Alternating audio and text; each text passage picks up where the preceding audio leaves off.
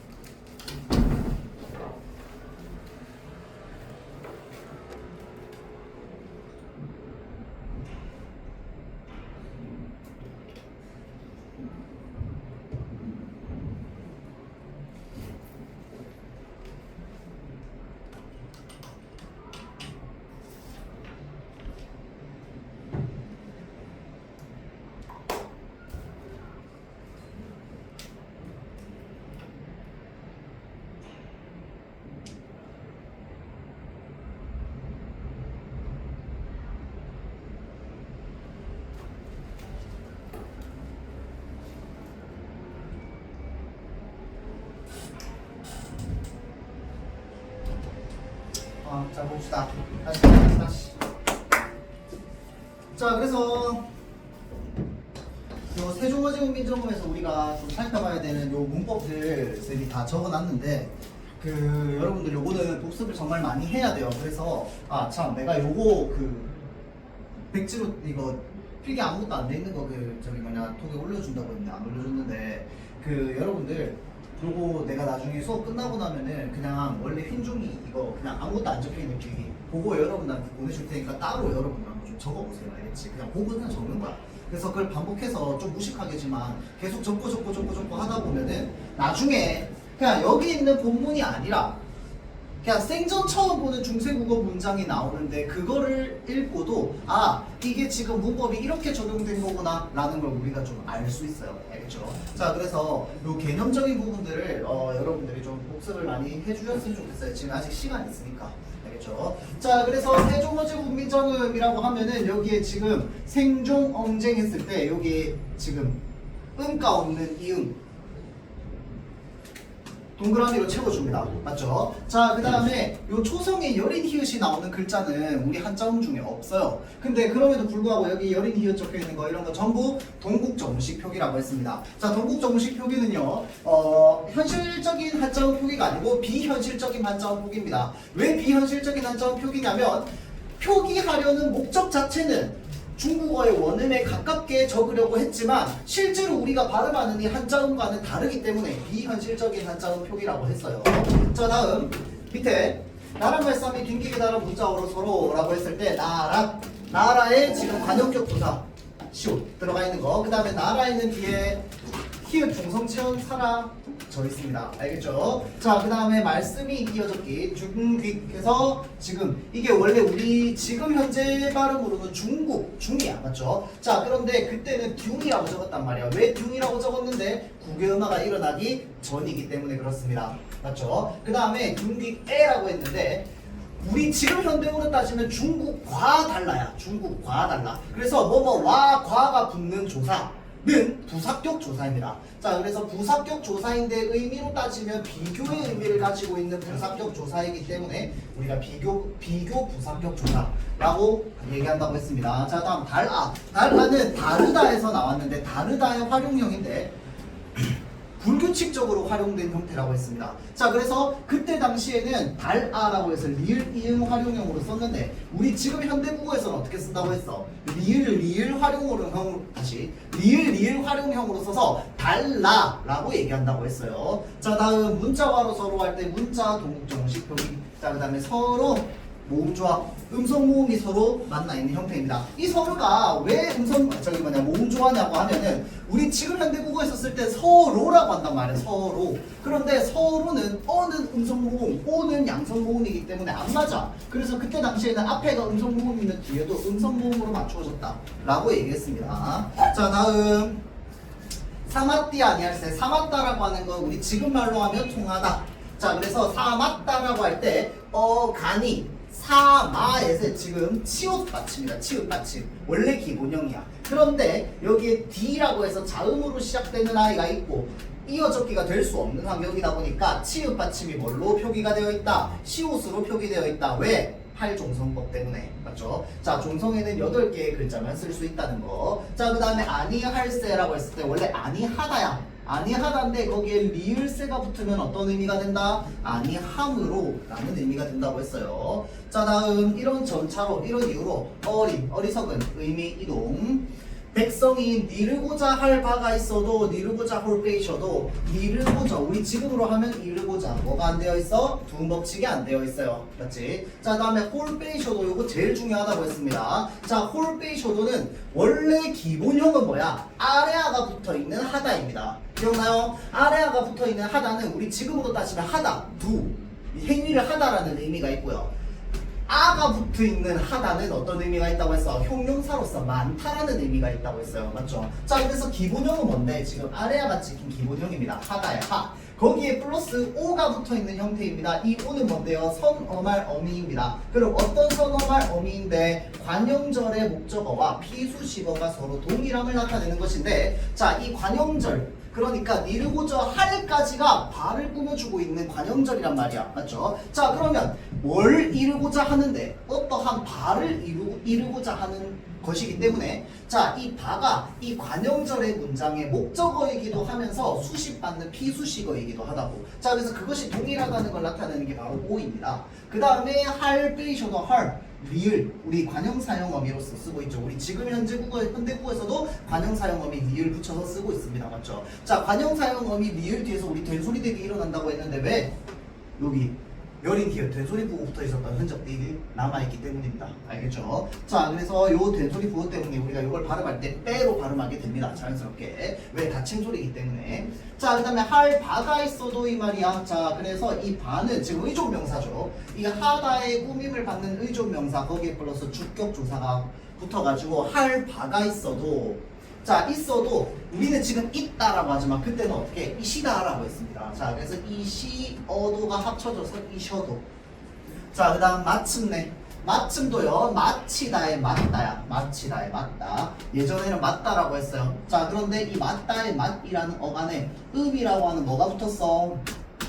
명사 파생 전미사가 붙었습니다. 자, 우리 명사형 어미는 음이 있었고 명사 파생 전미사는 음이 있었어요. 얘도 붙어 있는 애도 맞죠? 자, 그 다음에 그래서 지금 명사 파생 전미사가 붙어서 명사가 된 이후에 지금 뒤에 부사격 이제 부사형 전미사가 하나 더 붙어서 마침내라고 하면 이거 전체는 부사어야. 전체는 부사어. 여기까지만 하면 얘는 명사 파생 전미사가 붙는 거예요. 자, 다음 제 뜻을이라고 할 때 쟤는 저 플러스 이야. 그런데 사실은 얘가 주격 조사로 쓰인 게 아니라 뭐로 쓰였다? 관형격 조사로 쓰였습니다. 그래서 마침내 저의, 자신의, 자기들의 뜻을 이 말입니다. 자, 그래서 뜻을 이어적기 시로 펴지 못할 놈이 아니라, 자, 얘는 원래 기본형은 씻다야. 우리 지금이랑 똑같아. 그렇죠? 자, 그런데 씻에 다에 해당하는 어미를 빼고 어를 붙였더니 디귿이 리을로 바뀝니다. 무슨 활용? 디귿의 불규칙 활용입니다. 그래서 우리는 그걸 리을 불규칙 현상이라고 하거든요. 자, 그래서 디귿이 리을로 변해 있는 불규칙 활용입니다. 자, 그 다음에 펴지 못할 펴디. 우리는 지금 지라고 쓰지만 그때는 어떻게 했다? D로 썼다. 맞죠? 국이음화가 안 되어 있는 거. 자, 다음 못할 요것도 마찬가지로 하다의 아래아에다가 리을 열이 디귿 요거 관형사형어미 붙어있는 형태입니다. 맞죠? 자, 그래서 못할 하고 나서 뭘 꾸며? 놈을 꾸미죠. 자, 여기 놈은요, 우리는 지금 비하의 의미로 쓰지만 그때는 어떤 의미로 썼다? 그냥 범용적인 의미로 모든 사람에게 다 적용되는 말로 썼습니다. 맞죠? 자, 그래서 그때는 넓은 의미로 썼는데 우리 지금은 좁은 의미로 쓴단 말이야. 의미 축소입니다. 그렇죠? 자, 그 다음에 한이라 하다. 요 아래 안 붙어있고 지금 아 붙어있다. 그쵸? 자, 하다에 요 아 붙어있는 하다는 많다라는 뜻입니다. 자, 그래서 많은이라고 하면 내 이를 위하여 나 플러스 이입니다. 우리 지금 내랑 다릅니다. 알겠죠? 조금 달라요. 자, 그래서 내가 이 말이야. 내가 이를 위하여. 이거 위하여. 자, 그래서 이것도 동국정식 표기. 자, 어여삐여겨. 그때는 어여쁘다라고 하면은 가엾다라는 의미예요. 우리 지금은 어여쁘다 하면 귀엽다라는 의미란 말이야. 자, 그래서 의미가 바뀌었어요. 의미 이동. 자, 그 다음에 어여삐 너겨. 너겨도 여기다에서 나왔습니다. 여기다가 여기다가 된 겁니다. 그때 과거에는 너기다였는데 여기 지금은 여기다로 바뀌었죠. 자, 그래서 이 너가 여로 바뀌는 뭐 지금 두음 법칙이 일어난 겁니다. 그럼 그때 당시에는 두음 법칙이 적용되지 않았던 모습들이 드러나죠. 자, 그래서 너기 거기에 플러스 어가 붙어가지고 너겨. 새로 스물이라고 했는데 우리는 지금 스물이라고 합니다. 그때는 스물이라고 했어. 뭐가 안 되어 있어요? 원순모가 안 되어 있습니다. 앞에 봐. 자, 다음 새로 28자를 맹가노니 이것도 좀 중요하다고 했습니다. 맞죠? 자, 그래서 원래 기본형은 뭐야? 맹글다야 맹글다. 맹글다인데 거기에 플러스 니은 현재 시제 선어 발음이 붙고요. 그 다음에 오 우리가 대상법 선어관 어이라고 하는데 여기에 있는 오는 어떤 오라고 했어요? 지금 이 문장을 말하고 있는 사람 세종대왕. 그 다음에 이 문장의 주어 내가 28자를 맹가노니 주어 네. 그 다음에 말하고 있는 사람 세종대왕 서로 동일해. 자, 그래서 말하고 있는 사람 이 문장을 말하고 있는 사람이랑 이 문장의 주어가 서로 일치함을 나타내는 오이라고 했습니다. 알겠죠? 자, 그래서 맹가노니 맹가느오니가 합쳐졌죠. 맹가노니 사람마다 하여라고 되어 있는데 하여. 자, 요거는 쌤이 지난 시간에 조금 상세하게 얘기를 안 해줬는데 하여라고 했을 때 잘 보세요. 하다의 하, 그 다음에 이, 그 다음에 여야. 맞죠? 자, 근데 사람들 적혀있는 거 어떻게 적혀있어? 사람마다 해여라고 적혀있다. 그쵸? 자, 그래서 지금 여기 사이에 뭐가 들어가 있다? 이가 들어가 있습니다. 그럼 여기에 동그라미는 왜 붙이는데? 쌍이음은 왜 붙일까요? 요게 t를 내는 겁니다. 뭔 t를 내는 거냐면 이 히리기 중에 이가 생략되었음을 t 내주는 겁니다. 알겠죠? 자, 그래서 쌍이음을 여기다가 적어줍니다. 하여. 자, 그래서 하다의 하, 그 다음에 사동정미사 이, 그리고 여 붙어서 지금 하여가 되는 겁니다. 알겠죠? 자, 다음 수비. 원래 숫다였습니다. 숫다. 근데 숫다인데 우리가 표기할 때는 사실 이렇게 표기하긴 해요. 앞에 봐. 자, 표기할 때는 이렇게 표기하지만 사실은 이 비읍은 뭐랑 똑같다? 순경 비읍이랑 똑같습니다. 자, 그래서 연음이 될 때 어떻게 연음이 돼? 수 플러스 순경 비읍이 넘어가서 수비니겨. 자, 우리 지금 현재로 따지면 어떤 의미다? 쉽게 익혀 이 말입니다. 쉽게 익혀. 그렇죠? 자, 그래서 쉽게 익혀. 자, 익혀도 마찬가지야. 원래 닉다야 닉다. 자, 그래서 닉. 자, 요것도 안 적혀 있군요. 자, 여기에 지금 닉이라고 돼 있고 여기에는 익이라고 돼 있잖아. 그치? 요것도 무슨 흔적이냐면 두음 법칙이 안 되어 있는 흔적이긴 합니다. 이제 여러분들이 쌤이 굳이 막 조금 막 하나하나 필기를 안 해주더라도 이제 보다 보면 자꾸 이제 눈에 보이는 것들이 있을까? 이거는 이어 적기 돼 있는데 표시 안 해주셨네. 이어 적기 너무 당연한 거라서 나중에 표시 안 해줄 거야. 알겠죠? 자, 그래서 익히다 니키다 요거 맞죠? 자, 그 다음에 니겨라고 돼 있는데 닉다의 이라고 하는 사동전미사 붙어서 그 뒤에 어가 붙어 있는 형태입니다. 니기어, 니겨. 자, 그래서 날로 매일매일 쓰메라고 할 때 요 쓰메도 어떻게 기본형은 으야 기본형 으에 다가 붙어 있는 형태예요. 쓰다. 거기에 um이라고 하는 명사형 어미 붙어 있고요. 명사형 어미. 그 다음에 뒤에 부사격 조사 에 붙어 있습니다. 그래서 얘네들을 연결해서 읽었더니 그러면 요 우랑 에가 쓰여 있는 것도 전부 뭐에 해당합니까? 모음조화에 해당하죠. 자, 그리고 쓰우메 합쳐서 어떻게 씀으로 바뀌고 거기에 플러스 에 숨에 이어적기에 따라서. 자, 그래서 여기에 지금 모음조화 되어 있는 거, 이어적기 되어 있는 거, 그 다음 명사형 어미 쓰여 있는 거, 부사격 조사 쓰여 있는 거 알아줘야 되고요. 자, 다음 편안케 하고 잘 따름이라 편안케는 편안하게야. 그래서 요거 왜 적어놨냐면 예전에 다른 시험 학교에서 요거 가지고 여기 밑줄 딱 그어놓고 부사격 조사가 붙어있다 이런 식으로 적어놓은 거야. 근데 부사어의 역할을 하는 건 맞거든요. 근데 어떤 역할을 해? 어미의 역할을 하는 겁니다. 조사가 아니고. 알겠죠? 자, 그래서 요거를 좀 알아줘야 되고. 자, 그 다음 따름이니라 할 때 따름 플러스 이다. 서술격 조사예요. 이것도 여기에 밑줄 그어놓고 어미라고 해놓은 적도 있었어요. 이거는 서술격 조사죠. 서술격 조사. 자, 그래서 따름 플러스 인이랑 합쳐가지고 따름이니라 이어적기에 따라서 적혀있는 거 좀 알아둘 수 있도록 합니다. 자, 용교천가도 사실은 뭐 보면 좋지만 용교천가는 내용은 뭐 그렇게 크게 없었고요. 여러분들이 그 기억 고용천 있죠? 그 활용되는 부분 그 부분만 생각하면은 나머지는 우리가 여기에서 배웠던 문법들이 다 그대로 적용되어 있을 겁니다. 알겠죠? 자, 그래서 그 집에서 복습을 좀 많이 할 수 있도록 하고요. 자, 자수 봅시다.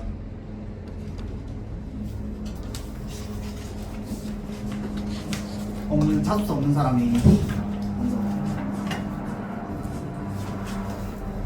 성환아 정신 차리고.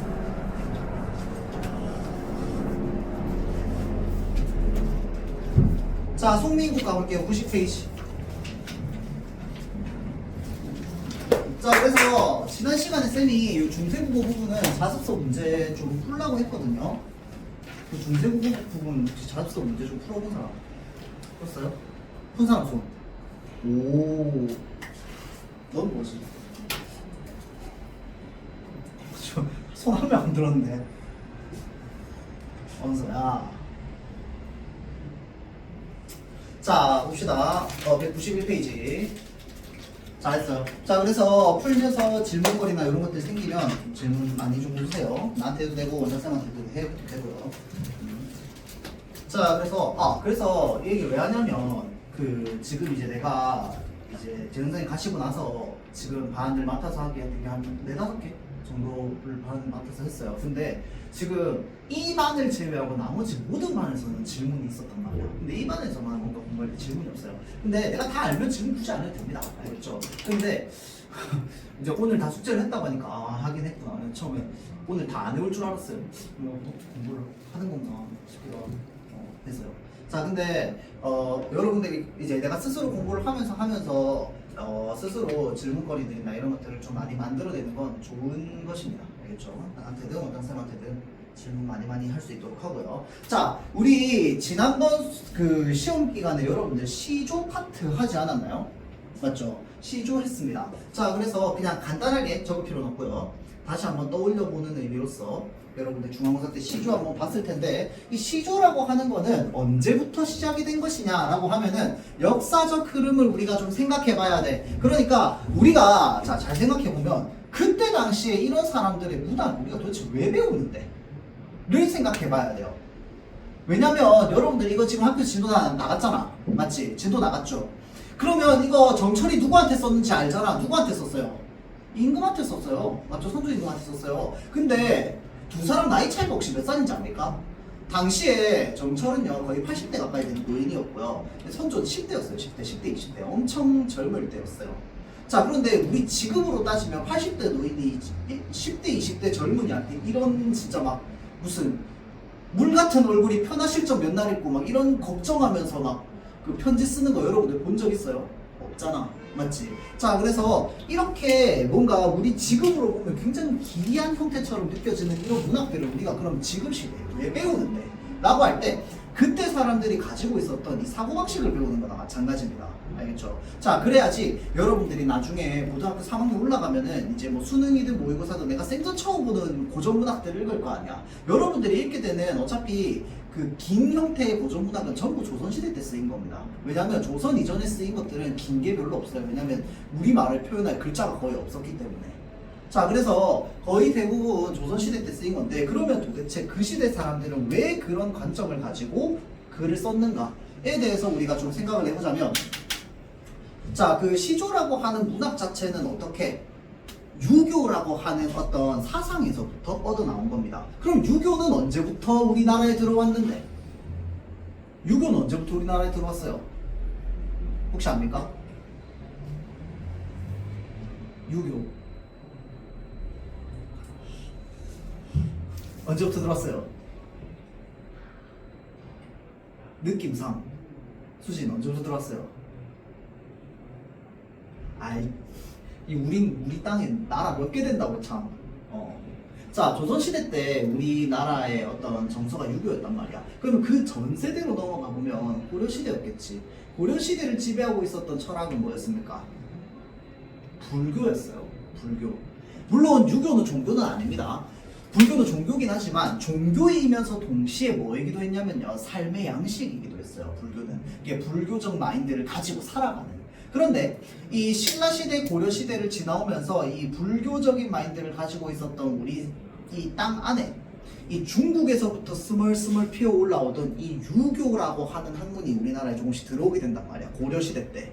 그러다가 고려 말에 나라가 부패해지기 시작합니다. 아무래도 귀족사회였던 데다가 나라도 한 500년 이렇게 이어지니까. 자, 그래서 고려 말기에 이제 옆 나라에서는 이 명나라라고 하는 또 새로운 힙한 나라가 하나 세워졌단 말이야. 자, 그래서 이 명나라가 또 중국의 한족들이 세운 나라라서 이 중국의 옛날 철학 이런 것도 엄청 좋아했었어요. 자, 그래서 그 중국의 옛날 철학인 유교를 이제 어떤 그 나라의 근간으로 삼아가지고 나라를 다스리고 하다 보니까 우리 고려의 좀 젊은 신하들 입장에서는 중국의 명나라에 그 유행하고 있던 이 유교를 좀 가지고 오고 싶었습니다. 그래서 신진사대부들이 가져와가지고 우리나라에 이제 유교를 좀 이제 유행시킨 거죠. 이 유행시키면서 그 유교라는 이 생활 양식을 이 시조라고 하는 문학의 형태에 담아서 만들어서 유행을 시킨 겁니다. 자, 그래서 이 시조는 초기에 우리가 흔히 평시조라고 하죠. 3장 6구 45자 내외의 구조를 가지고 있는 평시조 같은 경우에는 거의 대부분 무엇을 담고 있느냐? 유교 정신을 많이 담고 있다고 했어요. 알겠죠? 자, 그런데 여러분 생각해보세요. 평생 여러분들이 다 양반이야. 다 양반이야. 다 양반인데 평생 뭔가 글을 쓸 때마다 항상 시조로만 글을 써야 돼. 이 삶이 재밌을까요? 별로 재미없겠지. 맞죠? 어떤 사람들은 이 유교, 이제 시조는 되게 짧죠? 3줄밖에 안 되잖아. 이 3줄 안에 내 마음 가득 채워 넣어가지고 뭔가 문학으로 만들어내고 하는 것들을 쓰는 걸 좋아할 수도 있어요. 그런데 어떤 사람들은 너무 사연이 많고 가슴 속에 맺힌 게 많으면 그것만으로는 해결이 안 되는 사람들도 있을 거야. 그런 사람들은 막 글을 쓰고 싶겠지. 맞죠? 자, 그래서 시조는요, 이 3장 6구라고 하는 아주 제한된 형식을 가지고 있습니다.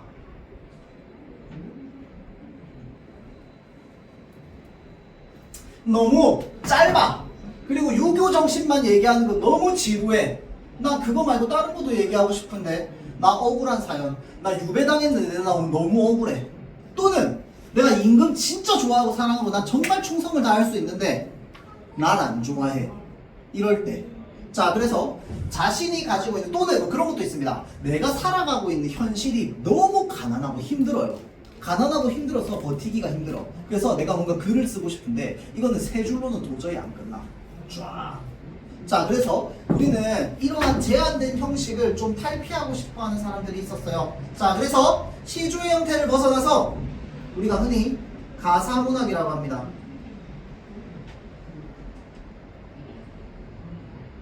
상대적으로 이제 조선 중후기를 지나오면서 너무 짧아. 내가 전하고 싶은 이 말들을 아주 상세하고 낱낱이 길게 좀 펼치고 싶어 라고 해서 끝도 없이 계속 자신의 어떤 생각이나 마음들을 써내려간 그런 글의 형식을 가사문학이라고 합니다.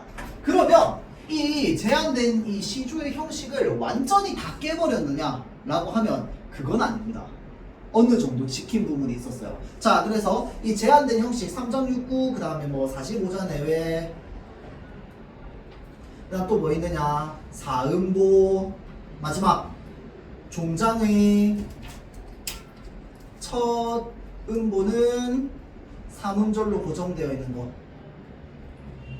이게 다 시조의 특성이란 말이야. 자, 그런데 이러한 제한된 형식에서 어느 정도 탈피를 했어. 그냥 내가 쓰고 싶은 말 다 쓰고 싶어. 막 3줄이 꼭 안 나와도 돼. 그러나 꼭 지켰던 것들이 있습니다. 자, 사음보의 율격. 그 다음에 요거만 좀 적어주세요. 가사문학에 요거 얘네들. 자, 사음보의 율격. 그리고 또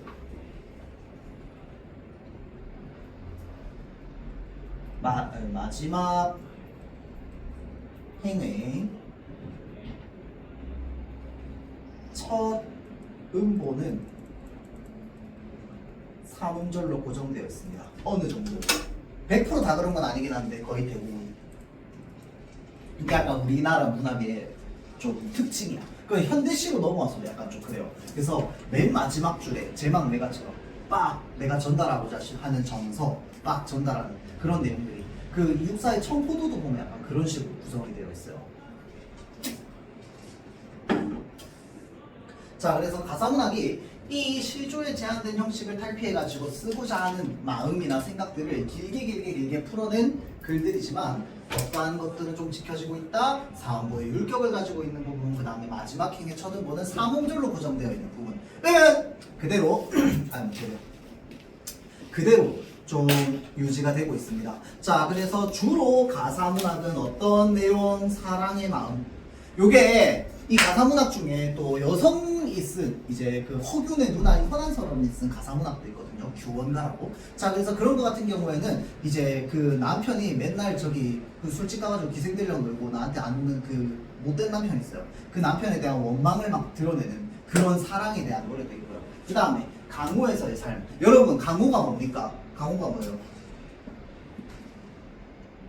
유민아, 강호가 뭐야? 강호 몰라요? 서은아, 강호가 뭡니까? 서은아, 강호가 뭐예요?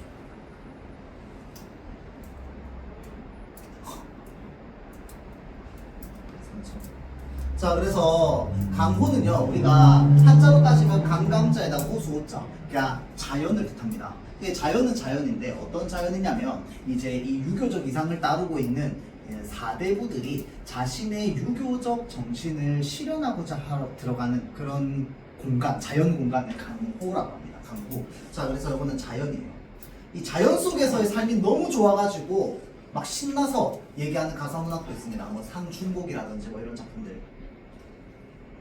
그 다음에 또 유배지, 유배 와가지고 쓰는 거, 유배문학이라고 하죠, 흔히. 그 다음에 여정을 담은 여행. 요즘 수능에 많이 나오는 게 요겁니다. 요즘 수능이나 모의고사, 저기 고3 뭐 수능 특강 이런 거에.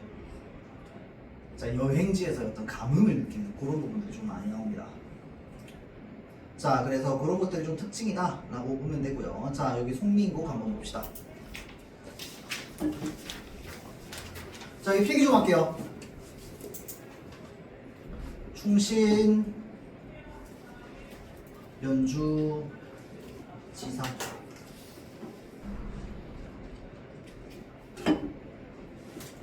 자, 그래서 충신 연주지사라고 하는데 충신은 뭡니까?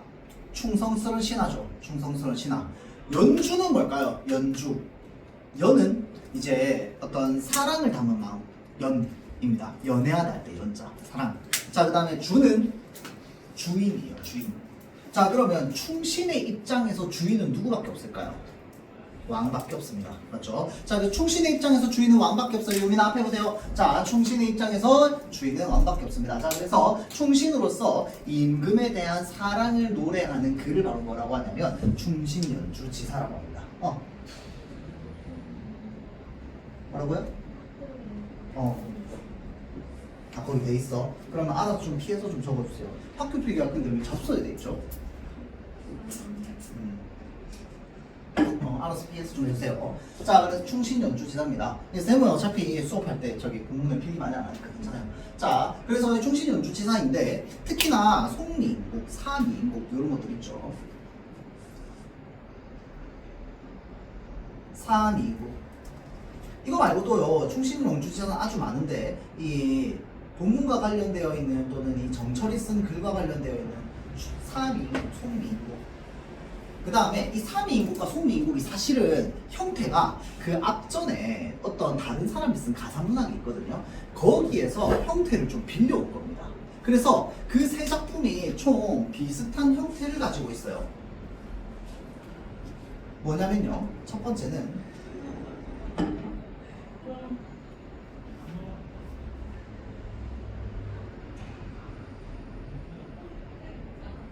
자, 이원론적 세계관입니다. 자, 그래서 이원론적 세계관이라고 하는 게 뭐냐면 천상계, 지상계 로 나누는 거. 천상계에 누가 사는데? 옥황상제.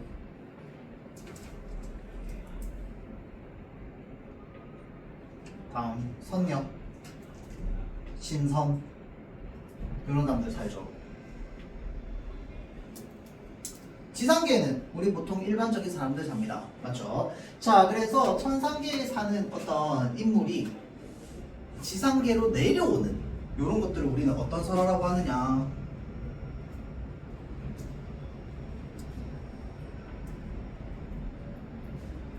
적강 모티브라고 합니다. 이게 뭐냐면 하늘 위에 살던 존재가 하늘에서 잘못을 저지른 거야. 선녀가. 대체로 우리가 옛날 이야기 중에 그런 거 많죠. 선녀가 하늘에서 이제 옥황상제가 하지 말라는 짓 해버린 거야. 그래가지고 걸려가지고 혼나서 어디로 내려와? 지상세계로 내려오는 이런 이야기 많죠. 자, 그래서 보세요. 우리는 그걸 뭐라고 한다? 하늘에서 하강에서 내려왔다. 적강이라고 합니다. 적강. 알겠죠? 자, 그래서 적강 모티브. 자, 그 다음 세 번째. 변신 모티브.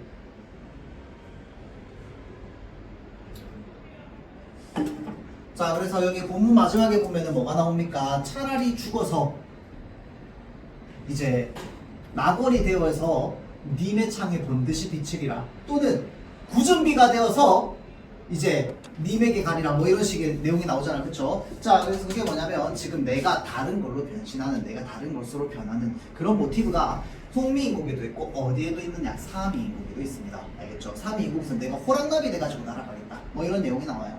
알겠죠? 자, 그 다음 네 번째, 여성화자.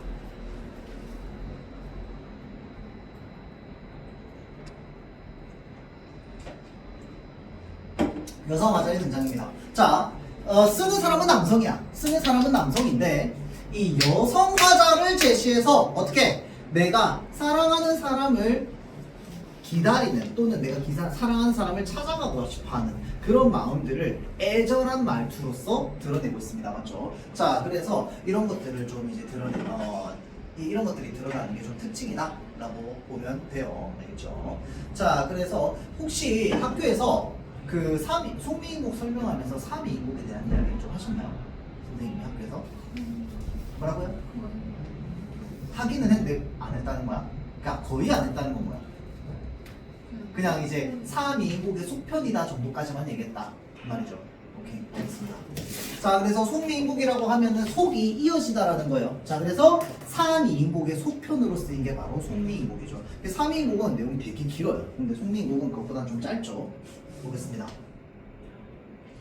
자, 그래서 저기 가는 저 각시 본뜻도 한겨이고, 자, 그래서 이 송미인국만의 특징이 있습니다. 바로 뭐냐? 화자가 우리가 흔히 감려, 을려라고 나누거든요.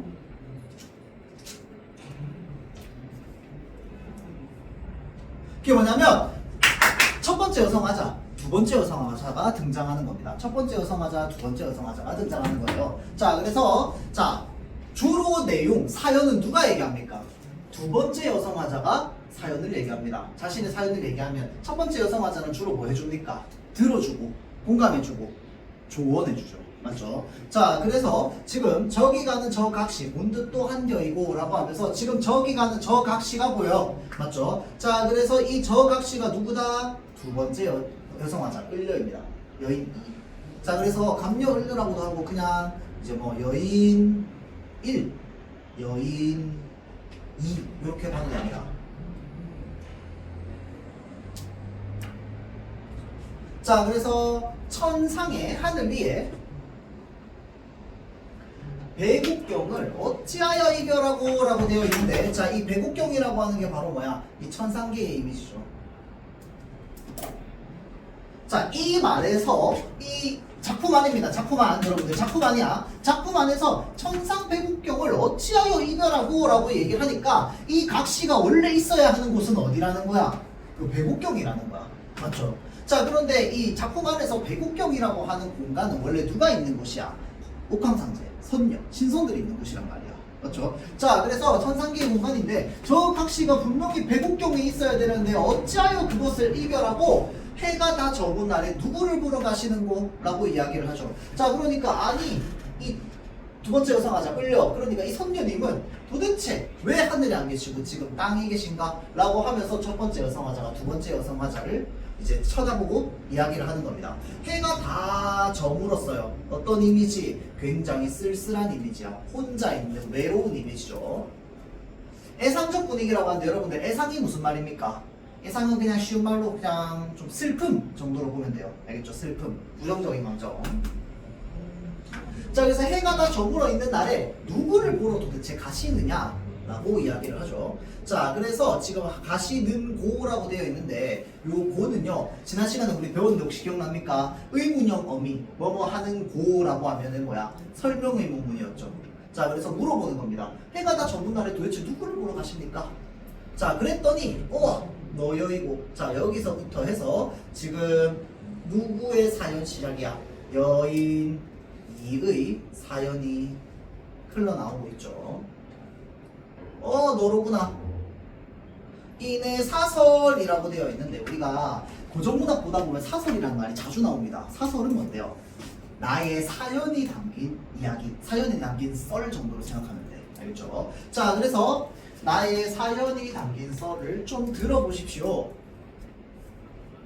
내 얼굴 이 거동이 님 괴암즉 하단마는 이라고 되어 있는데, 괴다라고 하는 게 무슨 뜻입니까? 사랑하다라는 뜻이죠.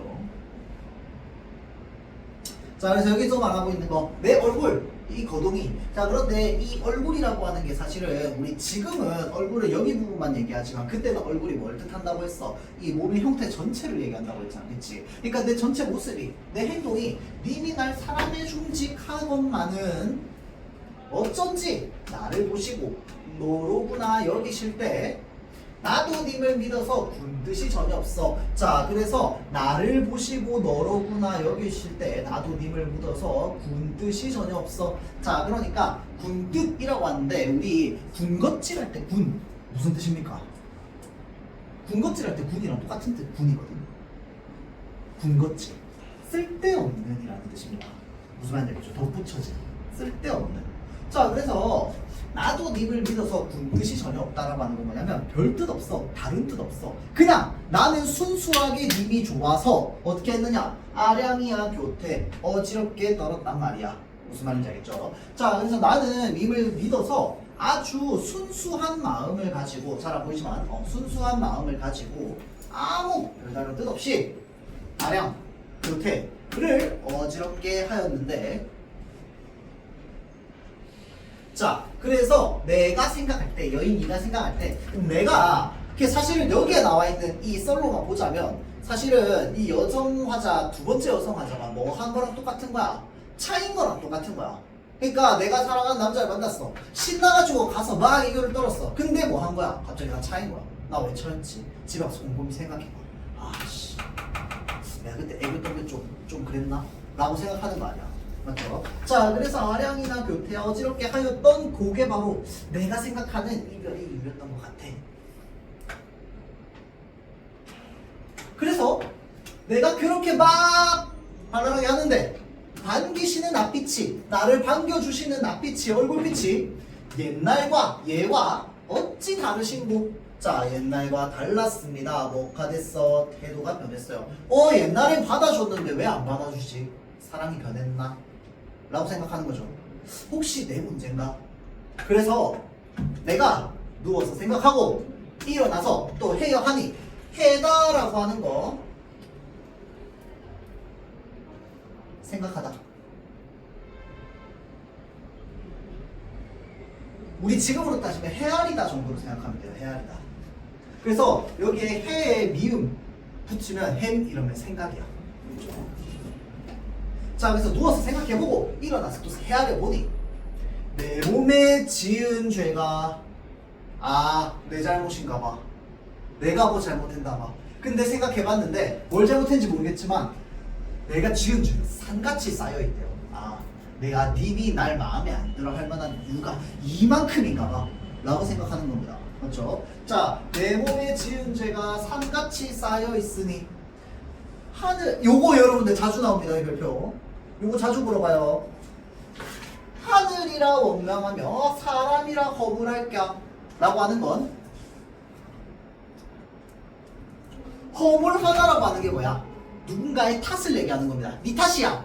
근데 하늘이라 원망하며 사람이라 허물하라 라고 했으니까 하늘, 사람 내가 원망한다 안 한다? 안 한다는 걸 뜻합니다. 알겠죠? 자, 그래서 원망하지 않아. 나는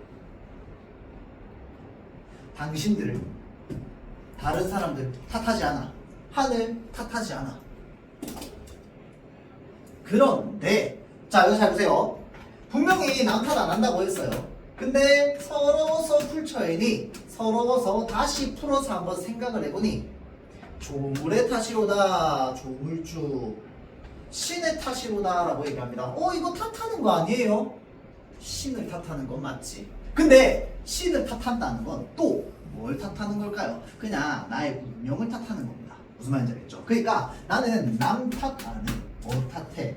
내 운명을 탓해. 그 말은 무슨 말일까요? 나는 이렇게 될 수밖에 없는 사람이었다 라는 식으로 내 운명을 탓하는 겁니다. 그래서 이게 뭐가 되는 거야? 운명론적 태도가 되는 겁니다. 신은 내가 태어날 때 이렇게 살아가도록 이렇게 새겨놓은 사람이야. 새겨놓은 존재야. 그래서 그 인간의 탓이라고, 그놈의 탓이라고. 뭔 말인지 알겠죠? 자, 그래서 남 탓은 안 하지만 내 운명 탓이로구나 라고 생각하는 겁니다. 알겠죠? 자, 유민아 앞에 보세요. 자, 그랬더니 얘기합니다. 여인 1위 그런 생각 마오. 그런 생각 마십시오 라고 하면서 뭐 해줘요? 위로해 줍니다. 그렇죠? 자, 그래서 딱 요 구절만 누구의 목소리야? 여인 1의 목소리입니다. 그런 생각 마오까지만 여인 1의 목소리. 자, 여기까지 하고 여기 위에 부분 있죠? 서사 부분. 자, 요게요 크게 또 보면 3단 구성으로 돼 있거든요. 그래서 우리가 그 3단 구성을 서사, 본사, 결사 이렇게 나누기도 합니다. 자, 그래서 요 서사 부분 다시 한번 생각해 보면 아까 여인 1, 2의 이야기는 내가 어느 정도 좀 얘기해 줬는데, 그러면 이 여인 1, 2의 이야기를 정철, 그러니까 정철이라고 하는 이 신화, 정치가의 상황으로 들여다보면은 어떻게 볼 수 있느냐? 자, 이 송미인곡을 당시에 정철이 거의 은퇴할 나이쯤에 아주 늙은 나이에 썼다고 했습니다. 맞죠? 자, 그래서 정철이 그때 당시에 완전 이 총애받는 신화 있어요. 그래가지고 막 임금이 뭐 어디 강원도 가찰사로 보내면 막 엄청 힘내가지고 나 진짜 잘 다스릴 거야. 정치 진짜 잘할 거야. 라고 하면서 가가지고 막 열심히 일하고 했단 말이야. 그래서 약간 자기 세력도 있고 어느 정도 정치적인 파워도 있었어요. 그런데 점점 늙어가다 보니까 누구한테 밀리는 거야? 이 치고 올라오는 젊은이들한테 밀리는 거예요. 그게 점점 자기 목소리가 작아져. 의견 내도 내 말 잘 안 들어줘, 임금께서.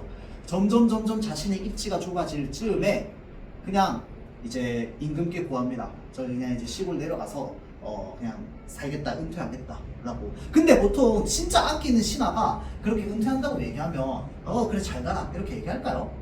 안 하겠죠. 그 맹사성 뭐 이런 사람들은 세종대왕이 막 거의 한 80 가까이 되는 나이에도 사직서 냈는데 안 받아줬다잖아. 계속 일해야 된다고. 근데 진짜 아끼면 그렇게 할 거란 말이야. 근데 정철이 사직서 이렇게 냈더니 오케이 잘 가 이러면서 그냥 바로 보내버린 거야. 그럼 정철 입장에선 자기가 사직서 내서 왔는데 마음은 없대. 차인 것 같은 기분이야. 그게 내가 쫓겨난 기분이에요. 무슨 말인지 알겠죠? 유배를 당한 적은 없어. 근데 마음은 유배당한 기분이 드는 거야. 왜? 내가 지금 현실 정치의 중앙에서 물러났는데 날 안 돌봐준 거야, 임금께서. 무슨 말인지 알겠죠? 내가 임금의 마음의 밖에 벗어났다고 생각하는 겁니다. 자, 그래서 지금 우리가 여기에서 나도 님을 믿어서 뜻이 전혀 없이 아량이야 교태야 어지럽게 하였던데 라고 하는 게 한 정치적으로 보면 어떻게 해석할 수 있을까요? 우리가 정철이 이제 조정에 있을 때 막 임금 보면 반가워하고 그 다음에 자기가 막 이 정치적인 아이디어 있으면 막 이런 것도 야 얘기하고 해. 그런데 임금은 어떻게 하고 있는 거야? 시큰둥 안 들어주는 거야. 내 가슴에 벼락이 치는 거야. 헐, 내 말 이제 더 이상 안 들어줘. 혼자 생각해 보는 겁니다. 내가 뭘 잘못했지? 뭘 잘못했지? 내가 이제 떠나야 되나? 라고 생각하고 있는 모습 정도로 우리가 좀 볼 수 있겠죠. 알겠죠? 자, 다음 본사 부분 보겠습니다. 다시 여인의 이야기로 돌아와서요. 자, 그런 생각 마십시오. 맺힌 일이 있습니다. 자, 그래서 여인 2가 드디어 자신의 사연을 더 이야기합니다. 맺힌 일이 있대요.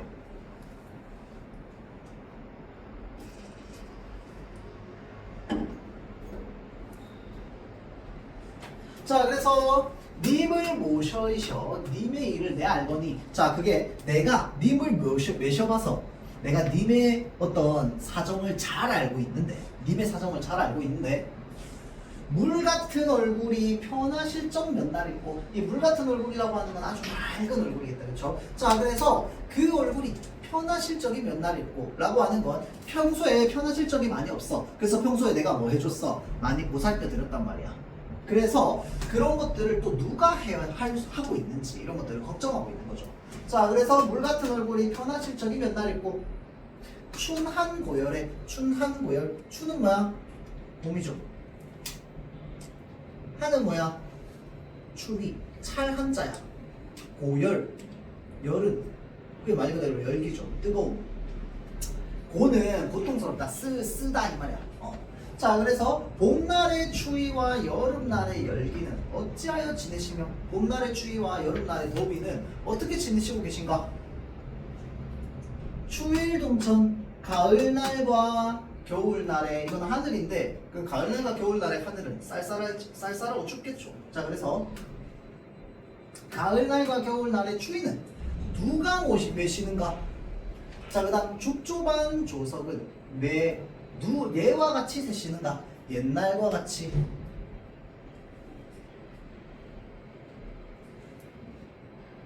옛과 같이 세시는가? 드시고 계시는가?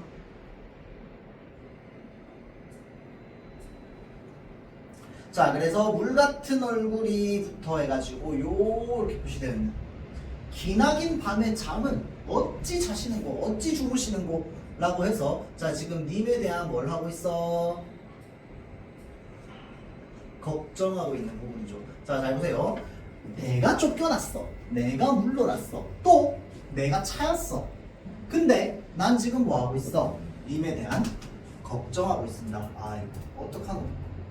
나 없이 어떻게 살아? 이때까지 내가 다 챙겨줬는데 봄부터 겨울까지 아침부터 저녁까지 이 죽조반 조석이라고 하는 게 이제 아침 먹기 전에 먹는 이제 죽 이런 것들을 조석 아침과 저녁으로 밥 먹기 전에 먹는 죽을 아침과 저녁으로 옛날과 같이 드시고 계신가? 원래 내가 맨날 챙겨줬었는데 이제는 누가 그렇게 챙겨주시냐? 라고 걱정하고 있는 거죠. 자, 다음 님다이 소식을 아무려나 알자니 님다이라고 하는 건 이제 님이 계신 곳 정도로 생각하면 돼요. 그러니까 닿는 곳, 님이 계신 곳. 자, 그래서 님이 계신 곳 소식을 어떻게든 알려고 하니 오늘도 거의로다라고 하는 건 지금 뭐야? 오늘 하루 다 지났다. 내일이나 사람 올까? 자, 님 닿는 곳 소식을 내가 어떻게든 알려고 하는데 알아 몰라. 나한테 소식 전해주는 사람도 없어. 오늘도 거의 다 지났어. 내일이라고 해서 이 사람이 오겠냐? 자, 그럼 여기서 이 사람은 어떤 사람인데?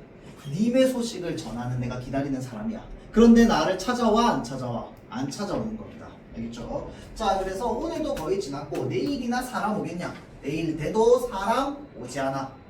자, 그래서 내 마음 둘 데 없다. 어디로도 가자 말고. 자, 내 마음을 둘 데가 없는 거야. 왜? 내가 지금 알고 싶은 건 딱 한 개입니다. 뭐예요? 님의 소식이야. 근데 님의 소식을 알 방법이 있어 없어? 없어. 내가 가만히 있으면 없어. 그래서 내가 뭐 하러 가게? 이제 님의 소식을 알 만한 곳을 몇 군데 좀 찾으러 갑니다. 알겠죠? 자, 그래서 어디로 가야 된단 말이고 잡거니 밀거니 어디로 올라가느냐? 높은 외에 올라갑니다. 자, 그래서 지금 무엇이 드러나? 공간의 이동이 드러납니다.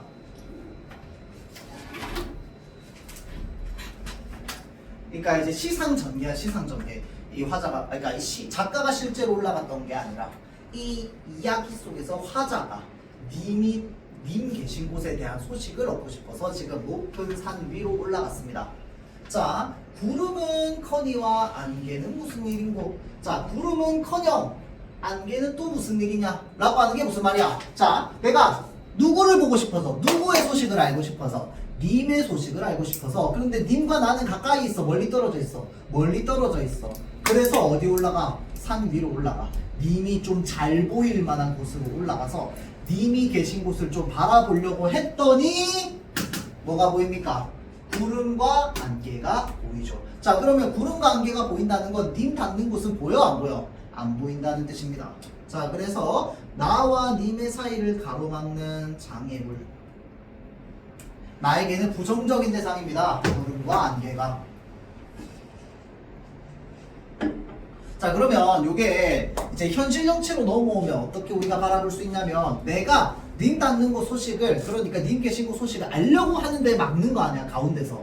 그게 꼭 조정에 있으면 누구 같아? 내가 임금께 뭔 말을 하려거나 또는 어떤 내용을 전달하고 싶은데 중간에서 뭐 하는 사람들이 있어. 방해하는 방해꾼들이 있어. 그럼 그런 사람들 우리 뭐라고 하는데? 간신배들이라고 하죠. 맞죠? 자, 그래서 화자 입장에서, 제 작가 입장에서 이제 당시에 조정에 있던 이 작가 입장에서 보는 간신들을 상징적으로 나타낸 것이기도 합니다. 자, 산천이 어둡거니, 산천은 자연이죠. 자연이 자, 이제 그냥 산천, 그러니까 산과 강이죠. 산과 강이 어둡거니. 자, 1월을 어찌 보며, 자, 그러니까 내가 산꼭대기 올라왔는데 주변이 너무 시꺼매. 자, 해와 달은 어찌 보며 주변이 너무 어두워. 이게 이제 현실이죠, 현실.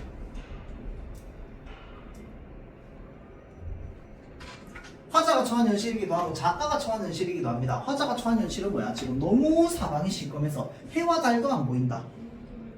안개와 구름이 다 가리고 있어서. 알겠죠? 자, 화자 입장으로 보면 그렇고요. 작가 입장으로 보면 어떻게 볼 수 있을까요? 이 간신배들이 조정에 판치고 있는 상황, 아주 부정적인 현실 상황. 알겠죠? 부정적인 현실 상황.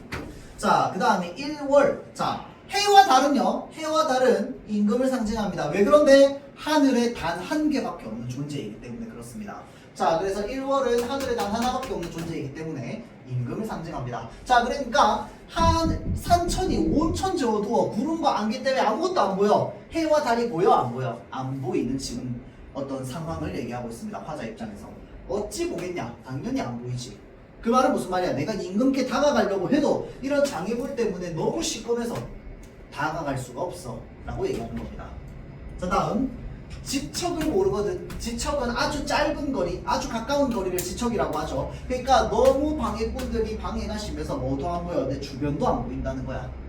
자, 지척을 모르거든. 천리를 바라보랴. 저 먼 바퀴까지 바라야 되는데 님 계신 곳을 보려면 절대 안 보여. 방해꾼들이 너무 심해서. 알겠죠?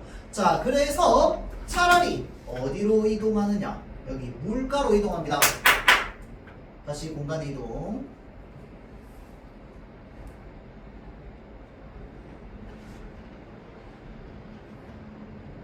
차라리 물가에 가서 백길이나 보려고 했더니, 자, 그러니까 화자 입장에서 보면 산꼭대기 가가지고 님 계신 곳 좀 보려고 했어. 보여, 안 보여? 안 보여. 그래서 온천지 시꺼멓고 방해물들이 많아서 주변도 안 보여서 다시 내려옵니다. 내려와서 어디로 갔어? 물가로 갔어요. 물가로 가서 그럼 거기에는 뭐가 있겠어? 배가 있겠지. 맞죠? 자, 그래서 백길이나 알아보러 갔단 말이야. 자, 물가에 가서 백길이나 보려고 했더니 또 바람이야 물결이야 어둥정된 저이고 굉장히 어수선하게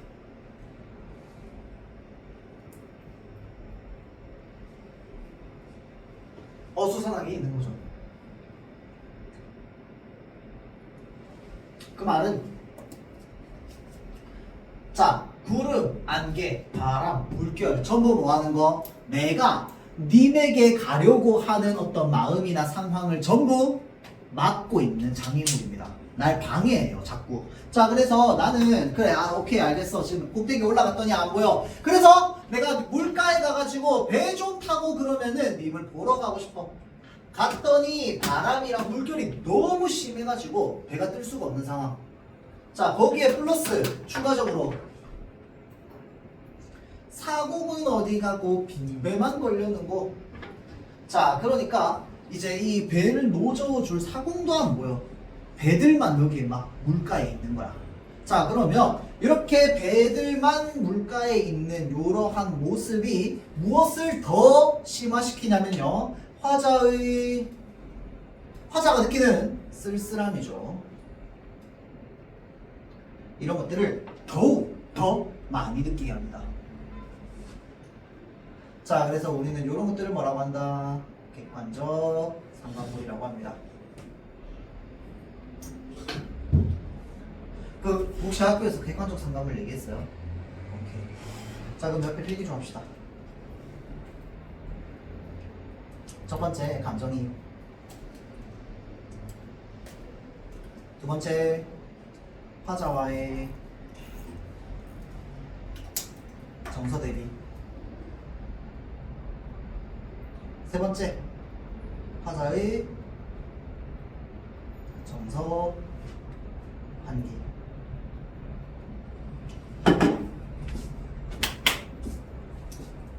감정이입이라고 하는 건 뭐냐면요, 화자가 있어요. 그리고 저기 대상물이 있어. 이 대상물이 사실 사람은 아니야. 그러면 문학 작품 속에서 얘가 따로 지 혼자만의 감정을 가질 수 있어요, 없어요? 없어. 맞지? 자, 그런데 내가 느끼고 있는 이 정서 감정을 어떻게 하느냐? 그 대상에게 투영합니다. 동물이든 사물이든. 자, 그래서 예를 들어서 내가 지금 마음 상태가 되게 슬퍼요. 화자가 마음 상태가 되게 슬퍼. 자, 그래서 화자가 지금 하늘을 보고 있는데 하늘에서 짹짹거리면서 새들이 날아갑니다. 자, 그래서 새들을 보면서 그냥 얘네들을 짹짹거리는 걸 수도 있는데, 새들아 너는 왜 그렇게 구슬프게 우느냐? 라고 물어본다고 칩시다.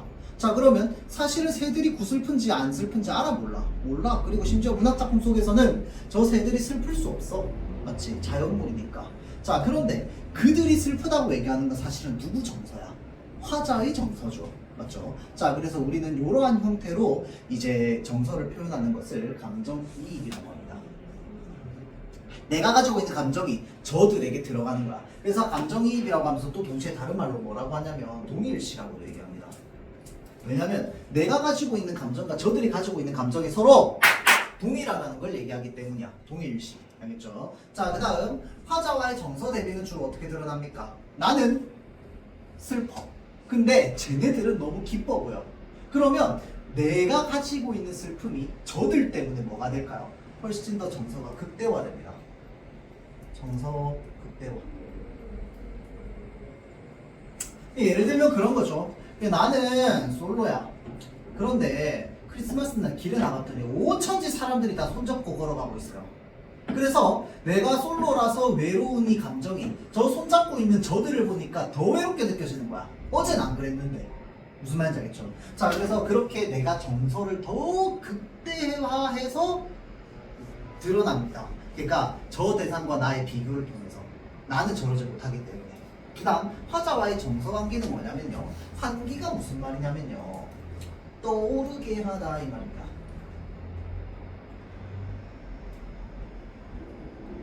자, 환기는 떠오르게 하다 라는 말인데요, 어떤 느낌을 좀 가지면 되냐면, 우리가 예를 들어서 내가 이별을 했어요. 이별을 했는데 평소에 그냥 잘 먹고 잘 살았어. 그냥 슬픔 내 가슴에 묻어두고 잘 살 수 있을 것 같았어. 그래서 내가 어느 날 집에서 이제 창문 밖을 보는데 창문 밖에 비가 막 내리는 거야. 그래서 그 내리는 비를 보는데 갑자기 내가 슬픔이 찾아와서 눈물이 나요. 자, 그러면 잘 보세요. 내가 가지고 있는 이 갑자기 찾아온 슬픔이 저 비에도 들어가 있나요? 비도 슬퍼? 비는 안 슬퍼. 자연물은 그냥 있어. 그런데 저 자연물로 인해서 내가 가지고 있는 정서가 떠오르는 거, 환기되는 거를 우리는 정서 환기라고 합니다. 알겠죠? 자, 그래서 떠오르게 하는 겁니다. 그러면 떠오르면 당연히 어떻게 될까요? 내가 원래 사실은 슬픔을 가지고 있는데 저 대상으로 인해서 더 극대화되는 거죠. 맞죠? 자, 그래서 요 1, 2, 3번 중에서 그러면 빈대만 걸렸다라고 하는 건 무엇에 해당할까요? 여기에 해당합니다. 3번에. 알겠죠? 자, 그래서 안 그래도 쓸쓸해. 그 쓸쓸하다는 말 안 하고 있었어. 근데 저기에 빈 배만 걸려 있는 걸 보니까 이 화자가 가지고 있는 쓸쓸함이 더 크게 느껴지는 거예요. 무슨 말인지 알겠죠? 자, 다음 강천에 혼자 서서 지는 해를 굽어보니. 자, 그러니까 요 이제 강가예요. 강가에 서가지고 혼자 저기 저 지는 해를 쳐다보고 있으니 님다이 소식은, 님의 소식은, 님 계신 곳 소식은 더욱 어떻게 느껴지느냐? 멀게 느껴집니다. 왜? 자신이 님에게 가려고만 하면은 중간에서 뭐가 생겨요?